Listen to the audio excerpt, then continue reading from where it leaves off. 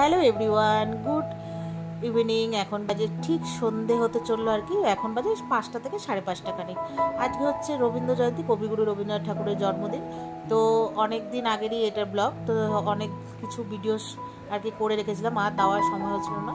তো আজকে আমার মেয়ের স্কুলে একটা ছোট্টখাট্ট অনুষ্ঠান ছিল, তো মেয়ে এইরকম সেজে গুজে গেছিলো। আর আমার মাসির ছেলে তো দেখছো কদিন ধরে এসে সাজুগুজু করিয়ে দিচ্ছে, যেহেতু মেয়ের স্কুলেও নাচের স্কুলেও আজকে মানে আজকাল এক্সাম চলছে, 4টে এক্সাম আর কি।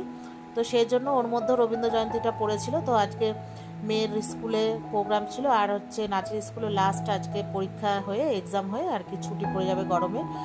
তো যাই হোক, মেয়ের আজকে এই যে এরকম ড্রেস আপ করেছিল, একটা হচ্ছে নাটক করছিল আর কি। তো পাঞ্জাবি ধুতি এগুলো পরেছে, খোপা করেছে, আমার মাসির ছেলে ওকে এসে সাজিয়ে দিয়েছে। তো এসে বিশ্রাম টিশ্রাম করার পর এই যে আবার রেডি হয়ে গেছি। আমি তো রেডি হয়েছিলাম, তো মেয়ে আবার নাচের স্কুলে ড্রেস পরে নিল, একটু সাজুগুজু করে নিল, কারণ আজকে নাচের স্কুলে লাস্ট এক্সাম মানে রবীন্দ্র নৃত্য আছে। তো এই যে সাজুগুজু করে নাচের স্কুলে চলে এসেছি, পরীক্ষা দেওয়া হয়ে গেছে। ওই যে ম্যাম আর আমার বান্ধবী।